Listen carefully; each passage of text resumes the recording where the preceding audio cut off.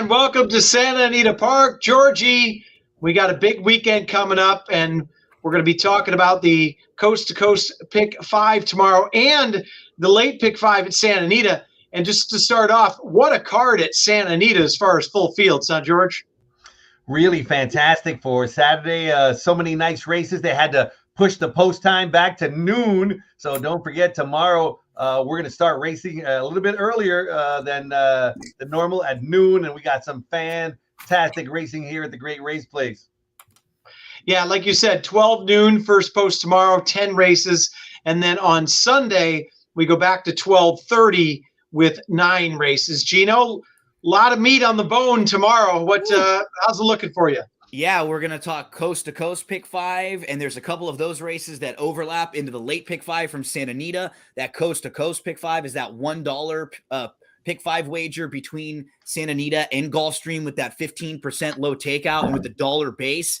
Even if it feels like it's not getting big prices, it's paying $1,000 plus because of that dollar base wager. So it's difficult. We're going to talk late Pick 5 at Santa Anita. The Pick'em contests are back. Free contest, $500 to the winner, pick'em.santanita.com. And the next 2 days, the contests are really fun because there's a lot of overlap with the NFL playoff games. And the next couple weekends, it's just a ton of like NFL divisional round. And then next weekend, it'll be conference championship stuff on Sunday. So, man, there's a ton of stuff happening, and I'm really pumped. Lots going on, and just a little heads up for Sunday's Pick'em. We had a little bit of fun, not at his expense, well, maybe, with a prop or a prop or two with the kicker from the Cowboys involved in there. had to have a little fun there, Skip. That was unbelievable, wasn't it? God, unbelievable. I've never seen that before. But didn't the total land right on the number or missed by a half point? I mean, that is unbelievable. That's a bet that I usually would have, and that kicker missing 4 extra points would have cost me. That's one way I haven't lost yet. I've lost every other way, but that's one way I have not. If you do tune into the Morning Line Sports Show, Mike Peranio from the Mandalay Bay gave the under 45.5, and it landed on 45. So he covered because of 4 missed extra points. So we should be playing whatever he plays from now on. Better to be lucky than good, right? That's right. All right, let's get it started, gentlemen. Let's talk cross-country Pick 5. First of all, Gino, this has been a great bet so far, and we've got full fields once again, 15% takeout, and we're going to start right off the bat with Santa Anita Race 3, going 5.5 furlongs on the turf. What are you thinking here in one of many wide open races? Yeah, the 6 Who's Candy is probably going to take a lot of money in here. I think deservedly so. Just, if you're looking on speed figures and stuff, this guy really does sort of stand out. But if you kind of take him out of the race maybe and say, okay, yes, he's the dominant horse, but he's a horse who's come up a little bit short in recent races. Everyone else is pretty similar. Honestly, like the rest of the field is all pretty comparable based on races, speed figures, and everything. And I landed on the number 7, Elevado. I think is very, very interesting in here. This horse has raced 6 times in his career. And honestly, all of them make sense to me. I love looking at horses like this. Debut shows speed, fades, not a bad effort against maiden special weights, then comes right back in career start number 2, turf sprint, going 5 furlongs at Santa Anita, wins that race, beats a nice horse named Sumter, who's actually come back and become a pretty nice runner. And then, unfortunately, Elevado is off from October of 2021 all the way to July of 2022. Comes back in July and needs the race off of that long of a layoff, no doubt. Then in the second start back off the bench, September the 10th, that race had 4 next out winners. That was a loaded race. And Elevado didn't have the best of trips that day. Even a horse named Straight No Chaser, who was one of the last horses to finish in that race, came back to win, and they tried the Grade 1 Malibu with that horse. That was a strong race. October the 9th, again, not the best of trips, has some trouble. 3 next out winners in that race. Good start, just about 3 lengths off, kind of had to back up from the inside. There was more speed than it looked like if you're just looking at the running lines when you watch the race, and the horse just kind of got shuffled back inside, nowhere to go. Same exact thing on November the 27th. flashed some speed, was right with the leaders, but just kind of got pushed back again inside. This horse is going to get some class relief here. Ran into Motorius, who came back to win next out. We're talking about live race after live race. This group is not that strong as all of the races that Elevado exits. Major class relief. And when you go and do some archaeology right here, right? You do the digging and you go race by race. This horse makes a little bit of sense. I think you can find some legitimate reasons why they didn't run well. Because for guys, they're reasons, they're not excuses. That's at least what I tell my girlfriend. It's always a reason why, not an excuse. Well, I'll tell you one thing about that horse is that you mentioned it. That horse has plenty more speed than shown. Last time out, that horse maybe even could have gotten the lead and was steady twice. So like you mentioned, there's not a whole lot of speed in here. So that should make it interesting, George. What are you thinking in this race? I think it's post time for the Coast to Coast Pick 5 because Gino talked for 45 minutes about a horse that has no shot to win. Thanks a lot, Gino. Oh, I'm with you. Gino, I'm with you. I got Elevado marked. That's my top play in there. And on my notes, I really like the way that this gelding's working. I mean, I think he's working really, really good. I like what I see in the mornings. And look at those races he's coming out of. Motorius is going to – they're talking Breeders' Cup sprint with that horse on the turf. You know, Breeders' – and I don't know. I think it's a great spot for it. It had trouble. And like I said, I love the way that horse is working. The last race on paper is the one – unless you watch the replay, that's the one that really – it doesn't look like it is, right? It looks like he was kind of behind, and he was really close, but he just, instead of sitting like second or third right behind the leaders, all of a sudden he's in like the third, almost the fourth flight because he just got pushed back. And it doesn't mean he's good enough to win, but he's a little bit better than his form looks on paper because It's all muddied up. He's going to be a better price. And yeah, at least if I talk for 45 minutes, it's about a horse that can make you money. It's not about like the chalk dust that Georgie gives us sometimes that we're coughing around. Shots fired. I love you, we Georgie. got a chalk fight already in race one. George, one race in and we're already going at it. Elevado to me is eliminado. No chanso. Chocamo. No good. I love a horse in this race. I love number one, Really Big News. He's 1-2 on the morning line. Oh no, wait, he's 12-1. And this horse, look, we've talked about jockeys and how important they are. This guy's going from Tyler Bays and DVD to a Hall of Fame, one of the best jockeys to ever ride, Johnny V. So a monumental step up in jockey. Comes in with the best last race thoroughgraph number by far. 12-1. I love Really Big News. All right. Well, we got a couple of prices. Skip, just real quickly, you got any other horses you thought of in there? You kind of talked about Elevado that we were discussing as well. You know, I got a mark by Really Big News too, just because of the jockey change. I love the jock switch, and then Papa Padromo takes over. He wins 19% with his first time acquisitions. I might use the One Shining Light too, the Jonathan Wong. Back in October 15th, this horse didn't run bad. It was a key race, 108-2. I think this horse could get a good trip. There's not a lot of speed, and Frankie Dettori, man, that guy's riding lights out. So I'll put the 2 on my ticket, and one more. I'll put the 5, Wi-Fire. I was going to ask you, Chappie. I was going to play host for a second. What do you do with the 5? Right? What do you do with the horse who kind of fits on numbers and figures in class, but just hasn't won? And you have a jockey who we all love and think is one of the best in the world and is just really struggling right now. Like not a great combo, right? With this horse and the jock, the way they've been, like the way he's been riding. I'm taking that the other way is that this weekend is going to be I think we're going to get better prices on Pratt horses because everybody he's too good. The losing streak is not going to keep going. And the horses he's on are too good too, right? He's getting a lot of good mounts. Yeah, I agree. I think it's a must use, but I think we're going to get better prices on Pratt than we've ever gotten in our entire life. So maybe we can cash a couple. All right. Let's move along, guys, to leg number 2, which would be the 9th race at Gulfstream, going 6 panels. Skipper, what say you in the 9th at Gulfstream? I like this horse a lot. It's no price, so don't make fun of me, Gino and Georgie. But I like Candyman Rocket. I've always been a fan of this horse. First time out at Churchill Downs on a sloppy track, it didn't run a step. They came back at Gulfstream Park, and it won for fun, won by 9 1/4 lengths. Then they shipped it over to Tampa Bay Downs and the Sam F. Davis, and that horse won nicely, won by a length. And then Tampa Bay Derby, something went amiss. The Wood Memorial, something amiss. Then they brought it back in a little stake at Belmont, and it led almost every step of the way and got nipped at the wire. But that ended up being a key race. The first and third place finisher came back to win, and I always love to see that. Then they gave it some time. They brought it back February 5th. That shows me this horse runs well fresh. That's why I'm not concerned with the layoff here. It won by 3.5 lengths there. I think this horse is really, really good. It's obviously had some issues, but I think Mott's got it ready, and I think it could sit right off the speed, and there's a lot of speed in the race, and blow right by, and it is 2 for 2 at Gulfstream Park. All right, Georgie, 2 for 2 at Gulfstream Park.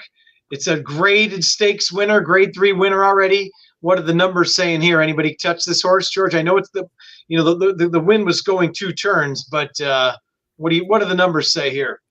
The numbers are looking for other runners except Candyman Rockets. Pacos Pico's got better numbers. Living Waters' number was much better than Candyman Rocket. Alvarado, if I'm not mistaken, is he looking for win number 2,000? He's at 1999. So, you got to look at that. They're going to give, they want to get to that, those milestones. So certainly he can win.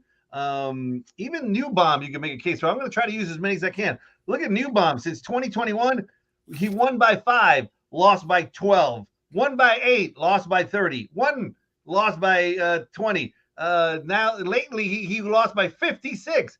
So he's due to win by 8. I mean, he wins one, throws in a clunker, wins one, throws in a clunker. So if that continues, he could be a bomb in this race. But my favorite, I like the 4 and the 5 the best. Pacos Pico comes in with strong numbers. Think about it, was just claimed by Raymond Handel and goes to Rosario. So he's going from Krieger to Rosario. I like think about it as well. It's a tough race. I'm going to probably use them all. It's only 7 of them. There might even be a scratch. So that's the beauty of handicapping. One of us has a single, the other one has the all button. So you're the tiebreaker, Gino. What are you thinking in here in the 10th? I know. I'm right. And what's great is I'm right in between because Candyman Rocket is the most talented horse in the race, but the problem is just the issues that he's had. Like what concerns me is he was off for 7 months, comes back, runs a bang up race. Now he's off for another 11 months, right? That wasn't for no reason. There was an issue, but he does have a pretty nice steady tab. Like he doesn't look like he's missed anything in his preparation for this. So he does really fit with the group. I'd have a hard time just playing him though, because if he was short or something was off and we found out that, this is a horse that's had some issues, it wouldn't surprise me based on his running lines. George mentioned 2 of the others that I like. I'd be using the 3, 4, and the 5 probably. I'm a little cold on the 2.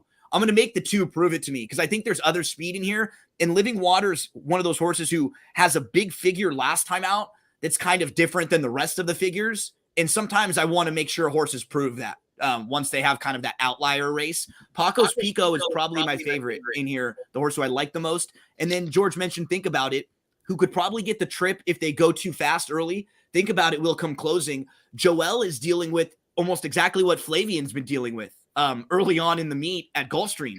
He's been really struggling out there, and their numbers are almost identical with a lot of, shorter priced horses too. So same sort of thing. You'd expect him to have a couple big days coming up pretty soon. All right. Well, we got a couple different opinions there. And Skipper, I like what you stick to your guns. That's your single. And we'll see what happens tomorrow. That's why we play the races and we gamble.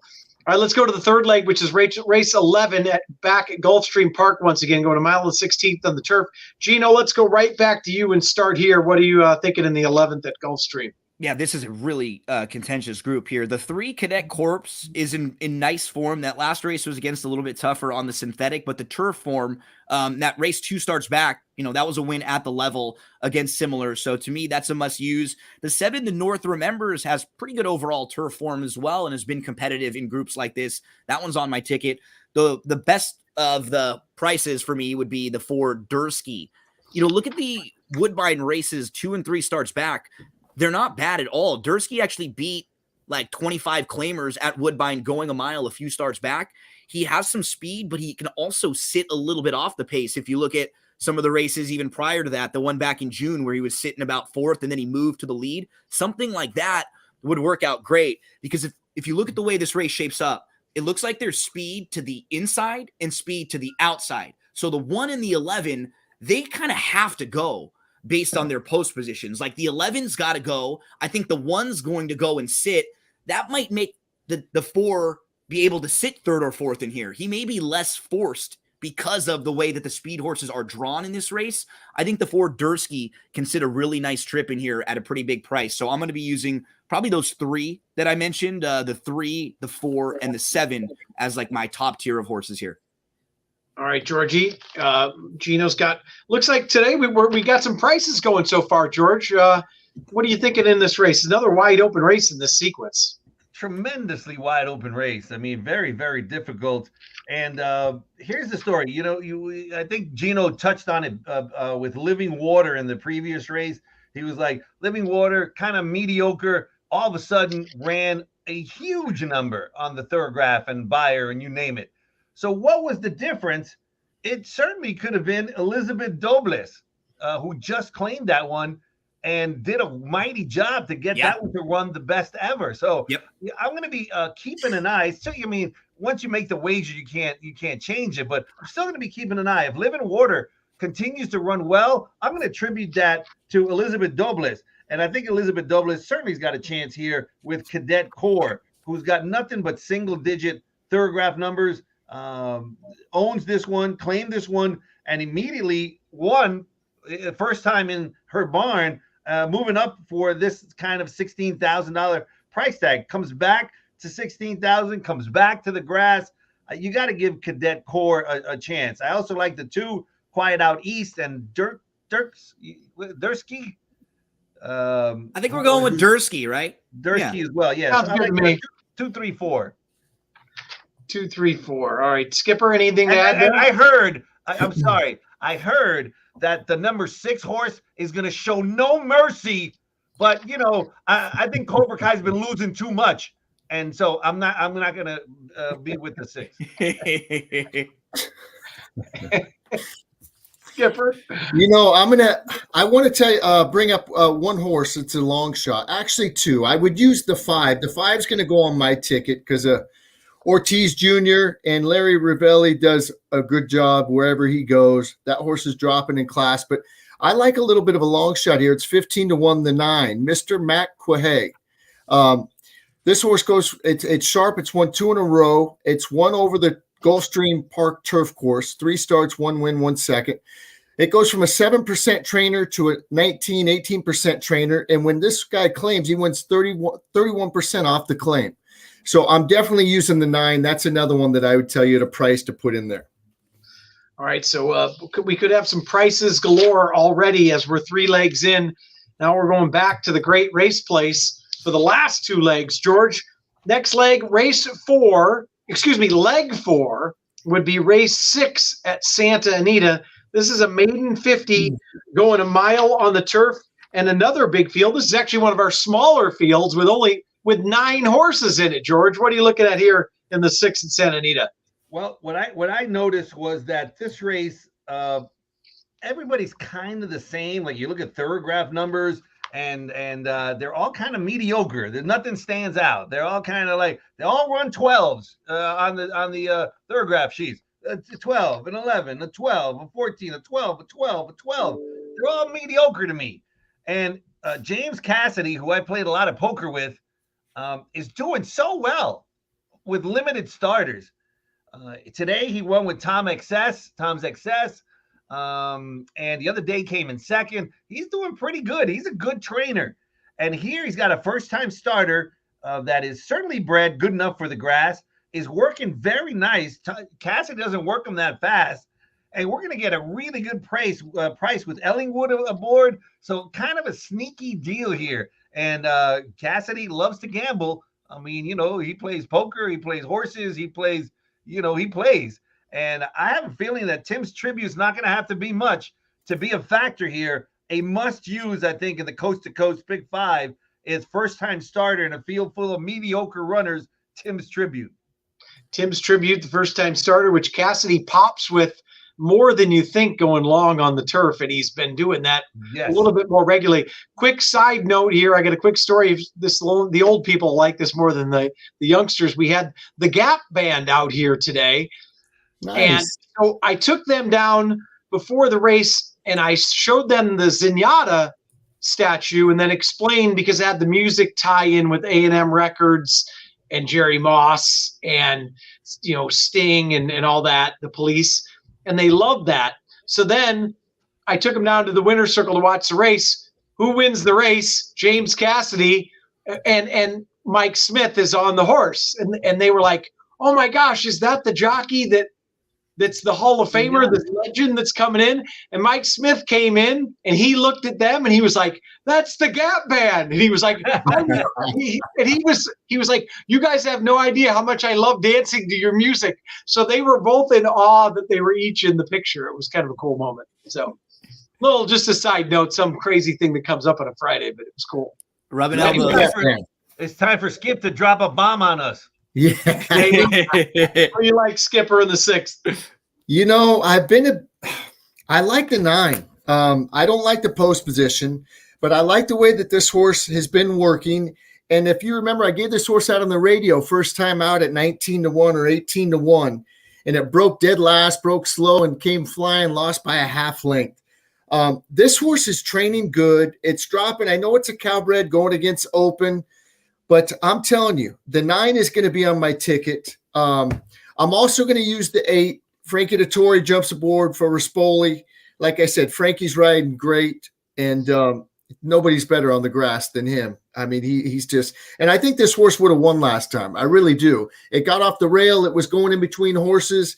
The horse lugged out or lugged in and kind of knocked this horse sideways and lost its momentum. I know the 5 beat it that day, but I was much more impressed with the way the 8 ran. And like I said, I love the jock switch. So there's not a lot of speed in this race. Devil's Moon's going to be on the lead, and probably a lonely lead, unless the 1, I think, shows some speed, which in that last drill on the 12th looks like maybe it has some speed. And maybe with Emmy Ellingwood, maybe they'll try to send from the rail. But the 9 and 8 are my top plays, and they're going to be on my ticket.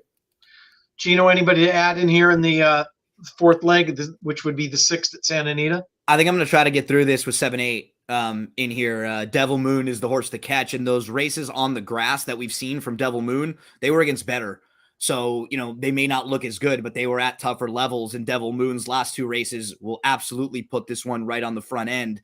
And then the 8, as Skip was talking about, did have legitimate trouble. And the thing with the 8 is this horse is like trending in the right direction and only has a couple starts at this level versus a horse like the Key is Unity, who we've kind of seen at this level sort of run the same race over and over. I think there's a little bit more upside with the horse like the 8 with, Dettori jumping aboard. Skip mentioned the trouble. Second start off the short little break, puts 2 together. I'm going to go 7-8 in here. All right, so 7-8, and Georgie said use Tim's Tribute at a nice price. We've had several 12, 15 to 1 shots.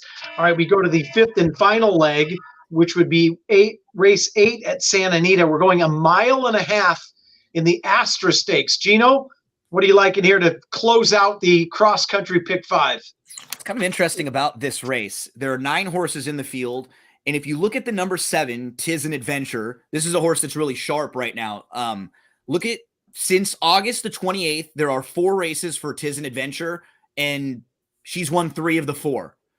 If you add up every race that the rest of the horses in this field have run since August the 28th, the entire field combined is 1 for 21 since then, and she's 3 for 4. I know it's not as simple as something like that, but she is a really sharp horse who catches a bunch of horses that don't really love to win. And this is the type of races that you see horses that are sharp step up and win, because there's not really a division for going long on the turf. Like, we just don't run lots of races going long like this. So what you'll see is the sharp horses just like this step up a couple class levels. And we used to see it with claiming horses, right? Guys like Mike Mitchell would do it with horses that were like $32,000 claimers and step them up and win these 1.5 miles or 1 3/8 type races all the time. And there's no early speed in here. This horse could be sitting very close in this race just by sheer process of elimination. Like, who else is going to be close? I think Tiz and Adventure really, really fits well in this group. I mean, like always, she's got to show that she really can go this far, but most of them are going to have to show that same thing. I think she's really interesting in this spot, and she's going to be in both of the sequences we're talking about. She'll be the closing leg of that coast to coast. She'll be right in the middle of the late pick 5 at Santa Anita. So for the two sequences that we're discussing, she's a really important horse. If she were to win for me and I could key in on her in a couple spots, I think she's in a great spot here. One horse, Skip, I want to touch on, because I like Gino. The one thing that this race seems completely devoid of is any speed whatsoever. I think one horse that I think is going to show a little speed, that has some speed if you kind of dig a little bit, is the 8 Barrister's Ride. I think this horse is going to be up on the lead where there is zero pace whatsoever. You kind of got to go back and watch the race 2 back, where the ride wasn't the best. And I think this horse is going to be close to there's zero speed in here, Skip. I don't know what are your thoughts in here? This is a real tricky race, but I tell you what, I got to mention Astra. Boy, she was fun to watch. I loved watching her run. Simon Bray, I believe, trained her, and Alan Paulson owned her. And boy, she was fun to watch. But, the big question mark is Australia Mia, the 5. Yeah. My buddy Michael McCarthy trains this horse. It's won 9 out of 19. It's won a grade 2, 2 grade 2s over there. And in Chile, I just, I tried to watch the workouts on XBTV, and they don't have any. They don't have any, right? It's a big question mark. But listen, he likes the horse, I'm sure. He put Frankie Dettori on it. You know what I mean? Now, will it be ready to run? Probably. I mean, I love the workout pattern. December 10th, December 17th, December 24th, December 31st, January 8th. Hasn't missed a beat in the morning. So that horse is going to be on my ticket. Like I said, I wish I could have watched it work. I did not. I'm with Gino with Tiz and Adventure. That's another win machine. 17 starts, 9 wins. You got to use that, but I'm going to put a couple other in here too. I got to use Queen of the Temple. And I'm going to use McCarthy's other horse, Duvet Day. I got to use that horse. That horse could run all day long, and we're not sure about the other ones in here. The distance is going to be a question mark for some of these. So that's I don't really have a strong opinion, but 3, 4, 5, and then the 7, like Gino said. And maybe Chappie, because you're talking about the 8. I know the 8 could run all day, and at 12-1 with no speed in the race, I'll throw the 12 on the ticket too. I didn't help anybody there. I gave out 5 horses. It's a bizarre race, especially like you guys said. You got 2 horses who love to win. Like we all said, there's nothing on Australia Man on XBTV. But the 5 and the 7 are win machines. Everybody else you kind of don't know about. The distance is odd. George, do you have any help here? Throw us a lifeline. No help, because I like to, pretty much some favored runners. I like Queen of the Temple. You got to use Queen of the Temple. Has the best thoroughgraph numbers in the race. Certainly likes, going long. And finally, Kimura won a race the other day. I like this guy. I'm rooting for Kimura so much. So Duvet Day has beaten Queen of the Temple. So she can certainly run all day as well. Way overmatched in the American Oaks, but still ran a spectacular thoroughgraph number. So I'm using the 3 and the 4 and hoping that the Chilean horse is not going to be all that, but certainly can be. But I'm not in love with the Chilean horse. I like the other McCarthy better, Duvet Day. And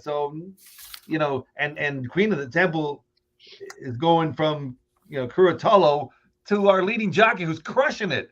So big jockey upgrade. So you got Hernandez on that one, Kimura, who I like on the other one. I like the 3 and the 4, and I'm hoping to beat the 5.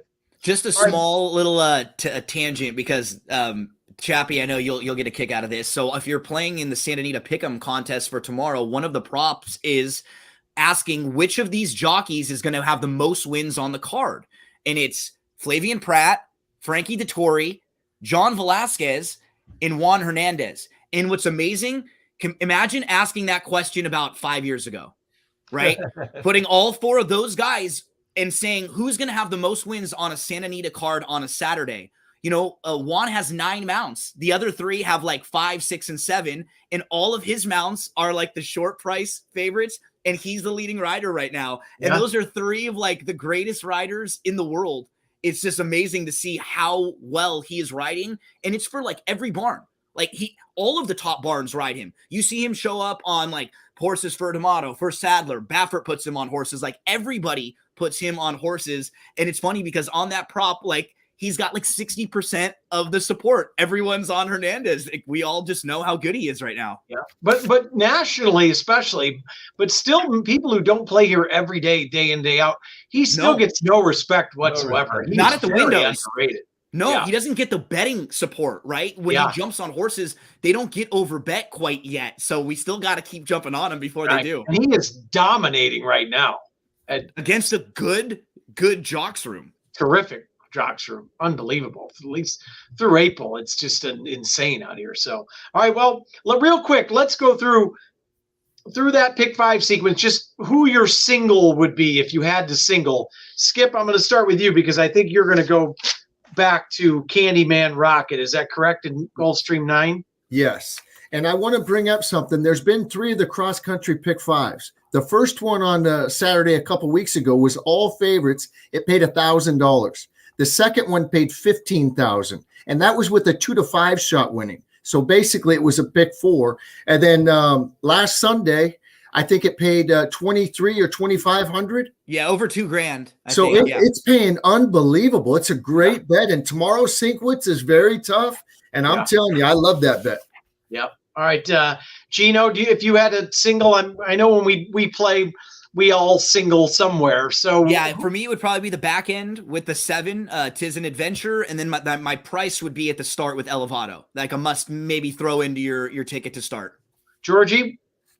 I really, really like Really Big News. It's going to be an absolute single to me. He's got the best thoroughbred numbers in the race. He's 12-1. He gets Johnny V, a massive, so you could blame Uncle George. Blame Uncle George if that single doesn't win. But I love number 1. I love Really Big News. All right, Really Big News it is, George. I love it. I love when we single prices. That's the way Absolutely. That's a way to really crush them for sure. So, all right, we're going to quickly go over here the late pick 5 at Santa Anita. We already kind of got started. We've mixed and matched already. So that would start in race 6 at Santa Anita, which we already went over. So we're going to go to race 7 at Santa Anita, the second leg, 16,000, or excuse me, a mile on the dirt. George, let's start with you here in race 7, second leg in pick 5. Okay, before we get to that, I just want to say that we got a Taste of Miami coming up on February 4th. Cuban food, Cuban band. We're going to be dancing salsa merengue. Look, behind me, I got the Conga Taste of Miami neon. We're going to have such a good time. Please come February 4th. It's going to be fantastic. Okay, cool. I thought that said girls for a second, George. I'm glad that I was a little nervous. So good.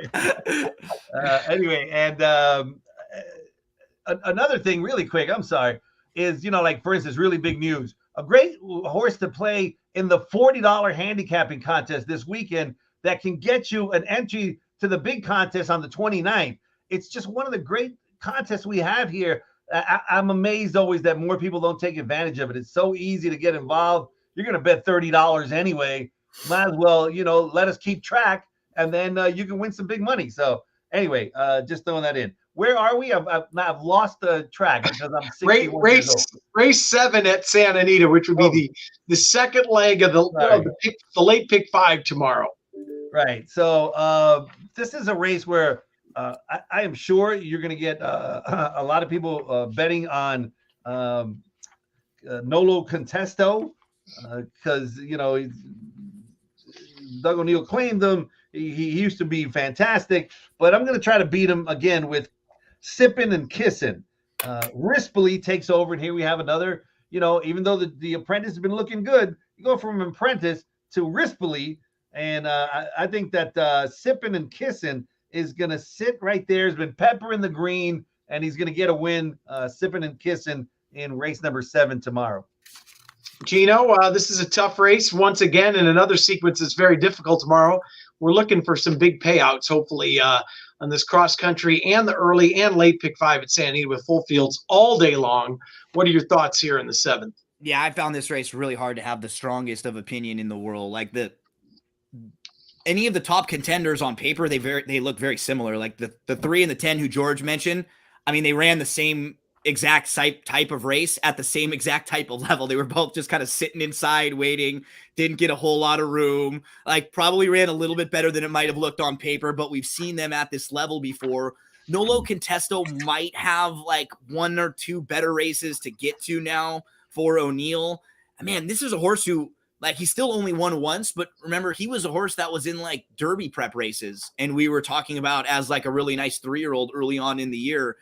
The one, he's probably in the mix also. I guess if the race falls apart, the 8, I'm going to use Chris Fix, because I think this horse can at least come closing and pick up some pieces. So that might be the pricey horse that will be on some of my tickets in a race where, like, if the 1, 3, and 10 are all in the mix and then get short late, that's not going to surprise me because they've all proven that that's kind of the way they run their races. So, yeah, not the strongest opinion in the world here for me. And he mentioned Chris Fix, who has DeSormo. DeSormo seems to be rounding back into form, I think, as well, Skipper. Yep. What are your thoughts on Kent as a rider for 1 second than anybody else you like in here? This is a wide open affair. When he's straight and riding, there's nobody better. I mean, he looks so pretty on a horse, and he puts the stick away, and he's great. And hopefully he'll keep up the great work and do what he's doing. And I have no problem betting him. I think he rides great. And like you said, he's starting to round back into form. So I'm going to win this race automatically because I'm hitting the all button. So I'm just hoping for a long shot. I can't make heads or tails of it. I know Nolo Contesto, I put speed and they're going to send from the outside and we'll lead him as far as he can. But when I see 1 for 18, 1 for 12, 1 for 15, 1 for 20, these horses don't like to win. And I'm going the all button and hoping the 1 doesn't win. And I really don't like Nolo Contesto. So, well, Skip, I can tell you one thing. You and I will both have this leg correct because I am using the all button as well. I have absolutely and I would like to do that, but my only thing is, honestly, I don't know. Like, I couldn't make a case for Hoodlum, really. I was trying to get to Quick Intro, couldn't really get to Granada Flavor. Careless Kitten's race against Winners wasn't good. So I wanted to try to toss those other horses, but my issue was just like, if I'm doing that, am I throwing in a bunch of horses that I really don't like at all? Like, I couldn't really build cases for any of those bigger prices. Me personally, which I hate. Like, I feel dirty after a race like that. Like, I need to go jump in the shower, So. Well, Skip and I are hoping for chaos. That's for sure. Yeah. So, there you go. All right. We already talked about race 8, which is another adventurous race. So we're going to move on to race 9, which would be the 4th leg of the pick 5, 6 furlong starter optional claimer. Skipper, let's start with you here, my friend. I'm going to try a couple prices in here. Army Star is not one of them. This horse won nicely. I mean, they did the ship and win down at Del Mar, broke its maiden at Keeneland, got claimed by Paulo Contesto and won nicely, but it got a perfect trip. It broke from the outside. It was laying. There was 2 horses going head to head. I wasn't real impressed with that race. I was impressed with the 2. I know it was only Los Al and it was night racing, but this horse had a terrible beginning and just rolled by him, and he galloped out really good. And I love betting Louis Mendez. He does a great job. I think this horse, I mean, they thought something of the horse. I mean, it broke its maiden at Keeneland, then they put it right in the Kentucky Juvenile, and then they tried it in the Best Pal. I know that was last year, but the 2's going to be on my ticket. And then my other prices I'm going to put on the ticket is the 9, Top of My Game. I know that last race was at Los Al, but I like the way that it ran. There looks like there's a lot of speed. I think this horse is getting a good trip. And Steve Knapp's having a sneaky good meet, won it at 18%. And then my other bomb that I'm going to use is the outside, the 11. I actually like the 11 the best. It gets off the rail. It didn't run bad at Los Al. I know the time wasn't that good. He probably doesn't look that good on the sheets. They're stepping it up in class. I love the outside draw. It obviously loves Santa Anita. Those were his 2 best races. And Luis Contreras, this kid could ride, and I think this horse is going to get a nice trip from the outside. And I believe Jorge Parabon won. Didn't he win today also? Yeah, he and Nap both. Yeah. Okay. Yeah, I'm trying a couple long shots in here.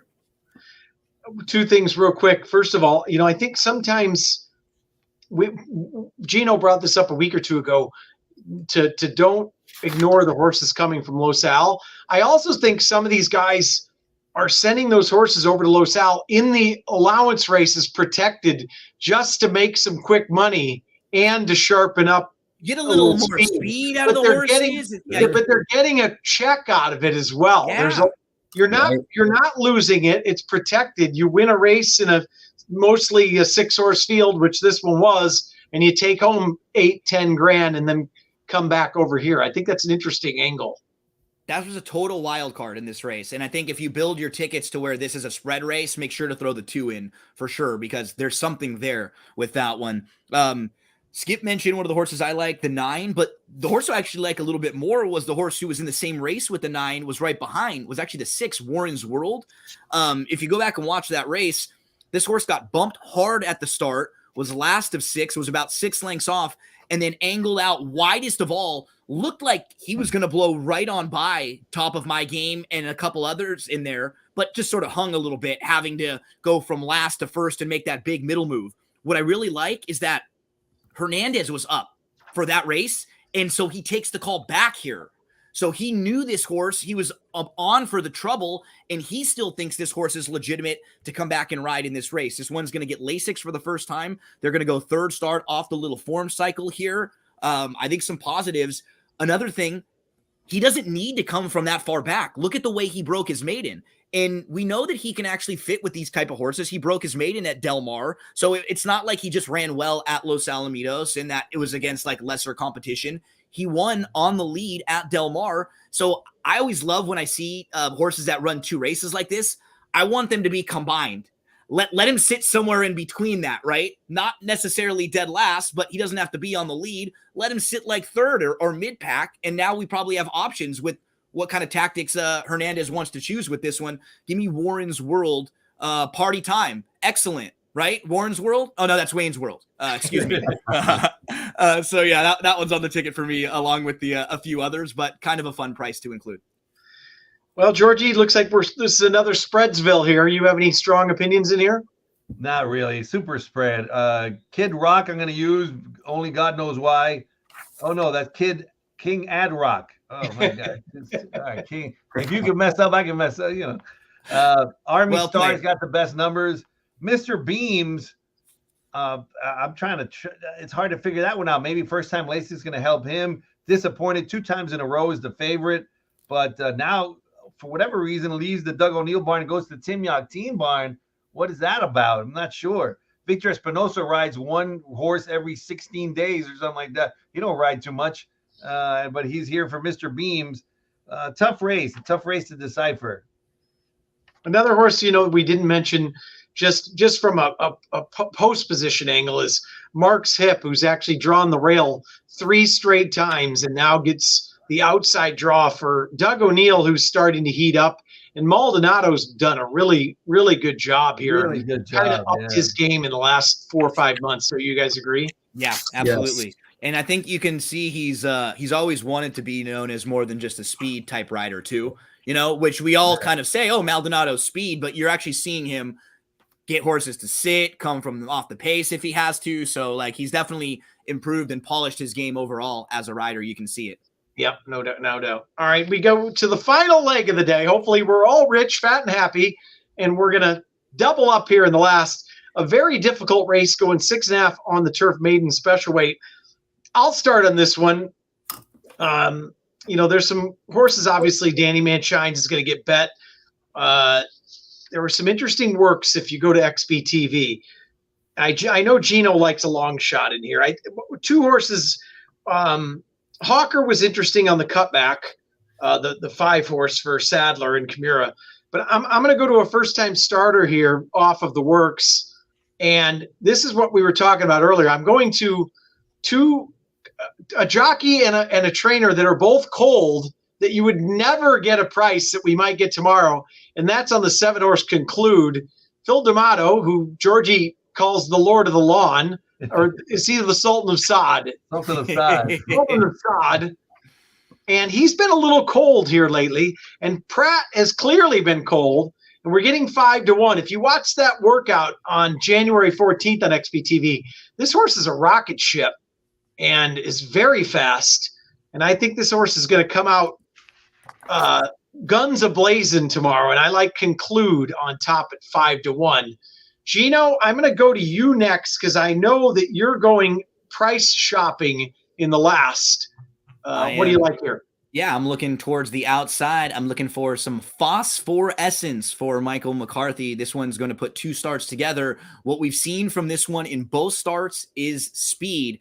In the debut, this was actually a horse that debuted at Keeneland going long first time out, showed a little speed, faded. That race came back productive. There are already 2 horses that came back to win out of that next time out. Then changes barns, comes over here to the McCarthy barn, shows up on December 31st, cutting back on the turf, and shows really good speed that day.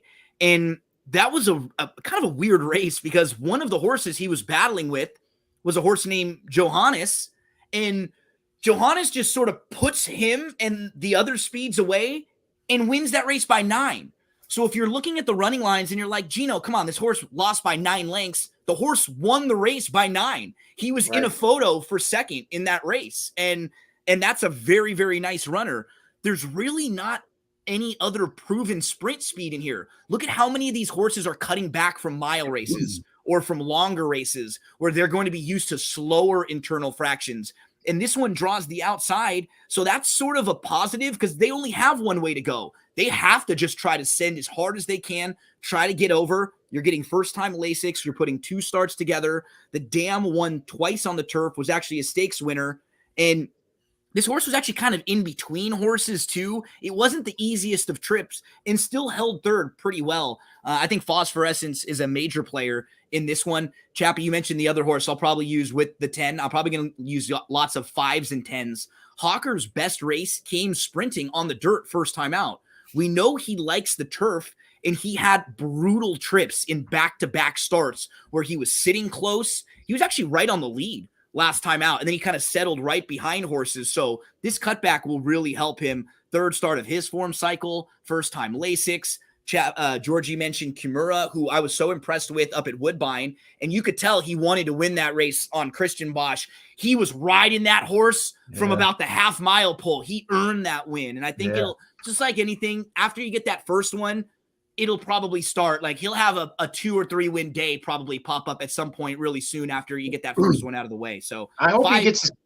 Sorry about that. I hope he gets his chance out here because me too. The jockey colony is so loaded, and we know in April it's going to switch up a little bit with Pratt and Velasquez leaving. Your point is right because the timing is.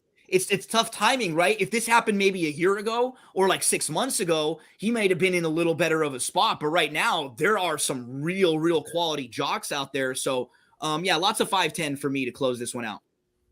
Skipper? Chappie, I saw what you saw with the 7, and I love the breeding on this horse. Collected, I think, is going to be a nice sire by City Zip. You know that they love the turf. And then the Dam won the Kentucky Oaks. So, this horse is very nice. I love the way that it worked. I didn't put nice work or good work. I put great work on my notes. So 7 is definitely going to be on my ticket. I'm going to use the 10 also, like Gino said, the speed. I think the Lasix is really going to help this horse. It almost runs like it needs Lasix, like it might be a little bit of a bleeder or whatever. I think the Lasix really going to improve with the outside speed. And I got to use the 12 one of these days. This horse worked with a winner for D'Amato and outworked it. And Hernandez, the leading jock, gets aboard. So I'm putting the 12 on the ticket also. The other D'Amato. No. Yes. Georgie, are you going with the Sultan of Saud, or do you have the look of somebody that we haven't mentioned yet? All right, so I'm using 3 runners. One of them is One of These Days, Sultan of Saud. I mean, one of his specialties year in and year out is first time in the country, and he goes to J.J. Hernandez. He tips his hat. So you got to use One of These Days. And Little Red Feather won again today, that ownership. They just win a lot of races. So that's one of the ones I'm going to use. Another one I'm going to use is number 1, Daddy Man Shines. Got to use that one. First time gelding, first time Lasix. I talked to Jeff Mullins, and he told me major upgrade in trainer. Major upgrade in trainer. This is from Jeff Mullins, okay? So he was like, hey, this new trainer can really, she's better than me. So you got to use Daddy Man Shines.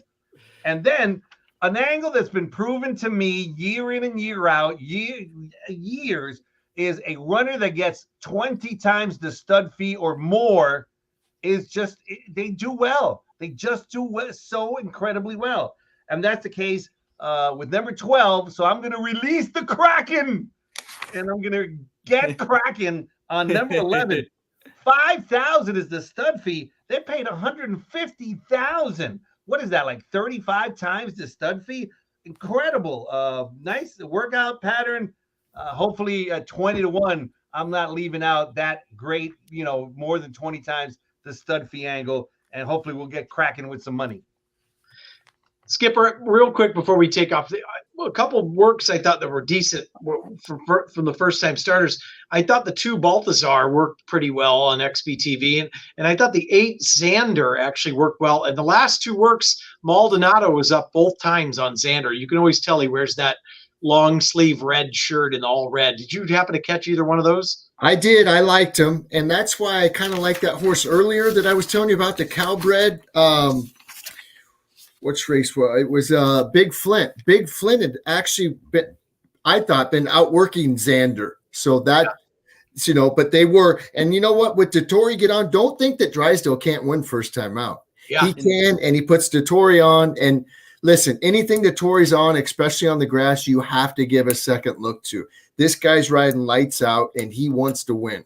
Yeah, maybe bred to go longer, but definitely bred for the turf. And the work on December 23rd is very good on XBTV. So right. All right. Any last words there, Skipper? Good luck to everybody. It's a great card. There's money to be made tomorrow. I'm looking forward to it. So good luck to everybody, and hopefully we'll cash some tickets.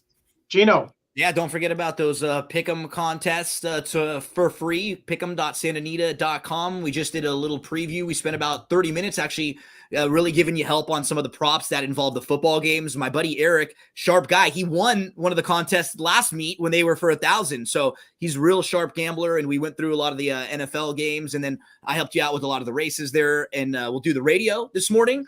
I'll try to give a couple horses at Gulfstream and at Fairgrounds, so that way you guys don't have to hear me repeat the same exact thing over again in the morning tomorrow. I love it. Georgie. I think we're doing a show tomorrow again, right, Chappie? Is that right? Yeah. And I'm not sure if Gino will be on it, but I want to talk about a horse tomorrow, like an early horse called Navy Man. Me and Skip were both on this one last time, threw in a dud. First time going 2 turns for McCarthy, but I think it's going to turn it around. I mean, I'm not giving up hope. So Navy Man, on Sunday, I think is going to run really, really big, and we'll probably get a price because he ran such a dud. But I got some opinions in that race as well, and it's not Navy Man. To be determined, to be continued. All right, gentlemen, thanks so much. Remember, Saturday first post noon, 10 races. Sunday first post 12:30, 9 races. We'll catch you tomorrow at the Great Race Place. Thanks, guys. Good luck, everybody.